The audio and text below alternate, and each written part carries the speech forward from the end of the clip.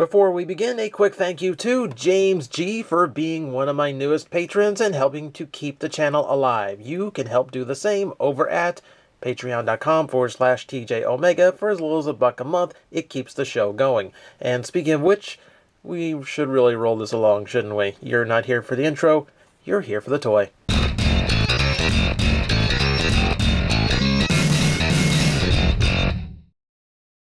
So even though I've actually bought quite a bit of Cyberverse toy, I've never actually talked about it on camera because, well, none of them really caught my eye that much, enough to really want to talk about. But more recent offerings have been interesting, so let's actually dive into the line. And we're going to start with something that is fairly brand new in Ultra Class Clobber.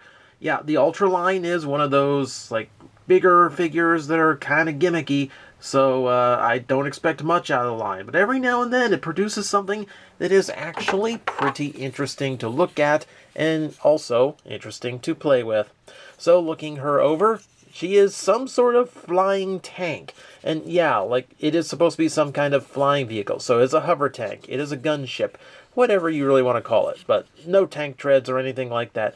Not even landing gear, so careful scraping up her knees that are here kind of exposed on the bottom. But either way, it is a big, powerful looking flying ship with a big turret on the top. There is some obvious things, like arm. They didn't really do much to hide that.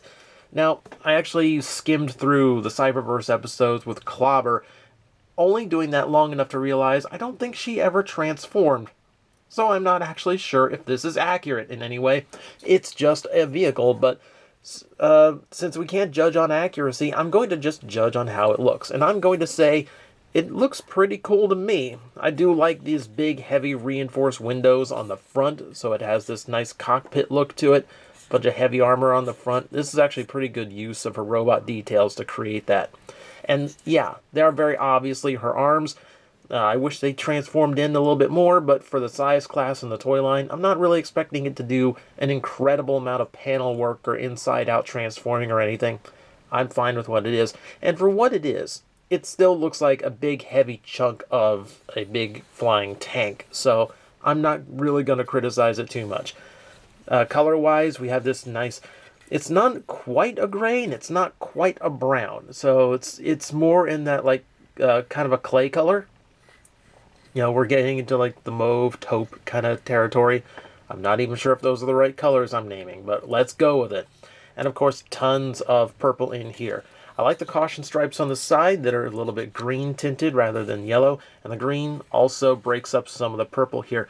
Gives me some vibes of some of the old figures that I've really liked. Which one is it? Inch Up from Galaxy Force. Or Dirt Boss if you're a Cybertron fan. But still, those little green neon running through the purple kind of gives me those vibes. Do like the extra little black here on the top. And of course we have plenty of that gray for the wings. She has quite a bit of detail going for her.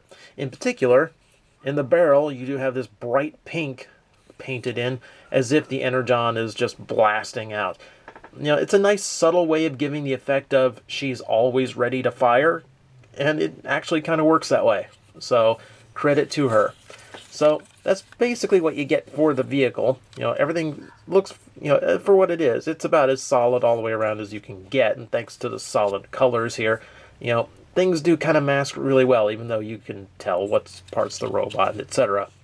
So let's go ahead. We will transform her, which is pretty simple. You untab the arms from the sides, fold the legs down, move the arms up on these rotating hinges. Once that's clear and out of the way, you can rotate the waist and then bring all of that up 90 degrees. Folding all of that down, clips into place. Rotate the arms forward, give the wrists a little twist so her claws are the correct direction. Fold out the feet. And then just remove this. You don't have to remove it, but we're going to remove it because it will come into play later. And just like that, very simple, easy for kids style transformation, we have Clobber in robot mode. And now we have to talk the elephant in the room. Yeah, that's Lugnut. That is absolutely Lugnut. There is no hiding that that is Lugnut. She could not be more Lugnutty. unless she came with like a Hail Megatron sign. Yeah, so if you're not familiar with Cyberverse, if you're not familiar with Clobber, they wanted to make Lugnut in the show, but they had the idea of making Lugnut female in this incarnation. Hasbro has this big thing with character identity, and they don't want it meddled with, so they allowed a design that looked like Lugnut, but they did not want them attaching the Lugnut name to her. And that's something they've been really big on over the years lately. They really haven't wanted to meddle or muck with a character too much. You can kind of see like how all the product is kind of G1 these days in one way or another. They don't really want you doing too much to go away from what's expected of a name or a character type. So unfortunately, yeah, this was denied the Lugnut name. But you know what? That's fine. That is fine, because it lets us create a new character with a new legacy, and if we're going to add more females into the ranks, I'd rather them do that rather than ape off of the popularity of the Lugnut character just to get a popular female Transformer, you know, right off the bat. You get more credit for me doing something original and making it cool. So we have Lugnut, now known as Clobber, in the robot mode and looking pretty good. You know, she is a very bulky beast of a robot, and that's quite cool. I like when the female characters don't necessarily have like what you would expect, you know, the high heels, the slim waist, etc. Like, this just looks like a powerful bot who happens to be female. That's cool. Head design.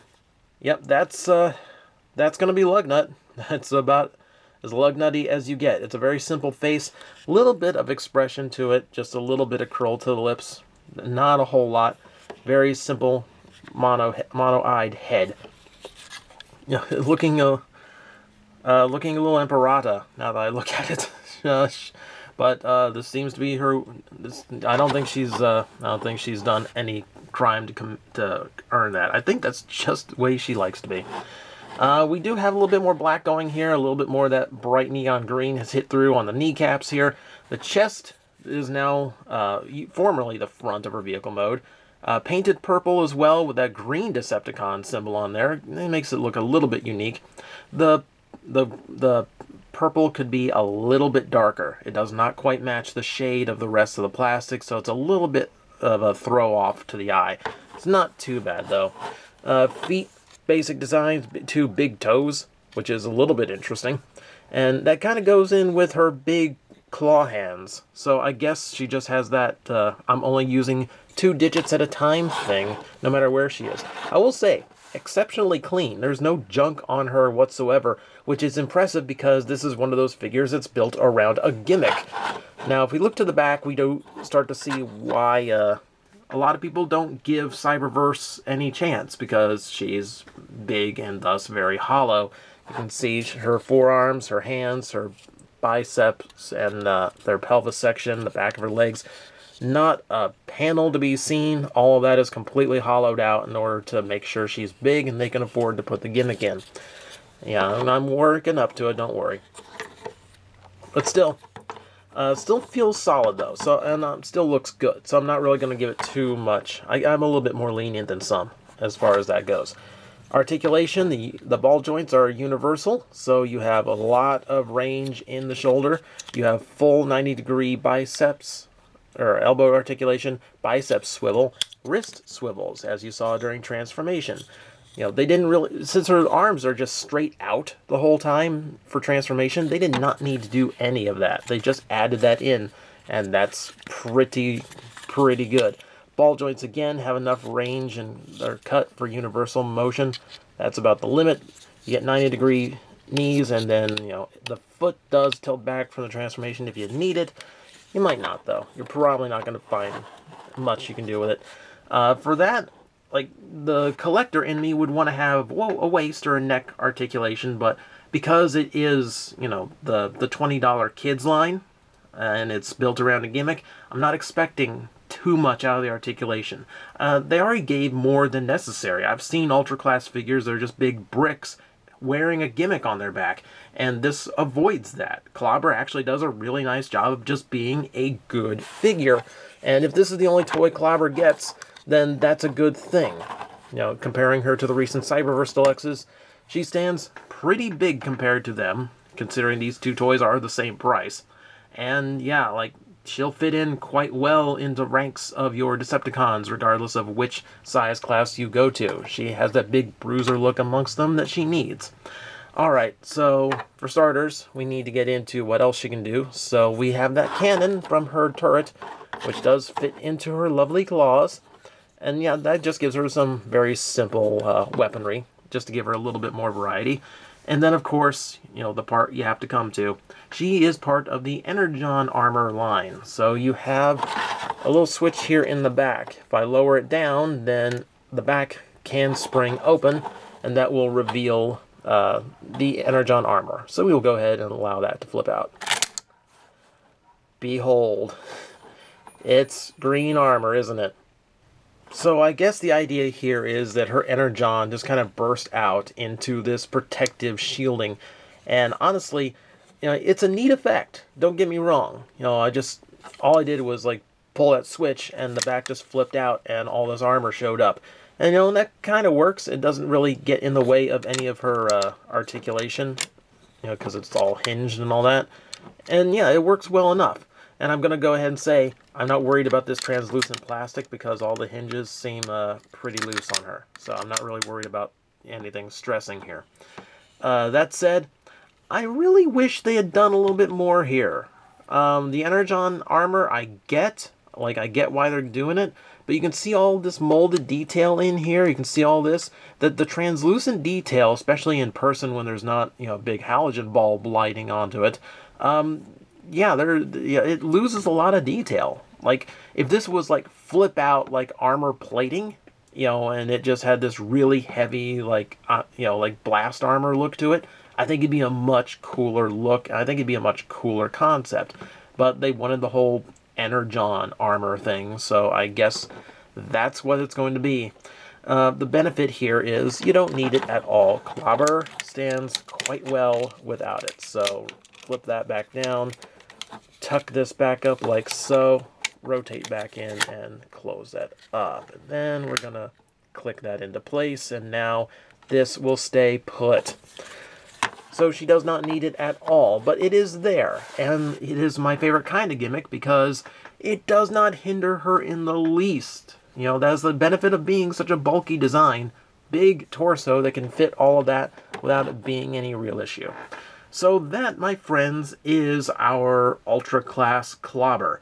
She is a very solid figure all on her own. She stands very well with your other Cyberverse toys, and her gimmick does not hinder her in the slightest. It is literally just there as a bonus feature, as any good gimmick should be. It is not what makes the toy. The toy has plenty going for itself. I even like the transformation, simple as it is. So this is, I think, one of the standouts in the Ultra Class, and I think it's a cool one to stand out, considering there's probably a lot of animated fans who are thinking about picking her up. Name or not, it is still a Lugnut. In spirit, it's supposed to be Lugnut, and I do think they have done a good job bringing a new variation on Megatron's most loyal minion to life.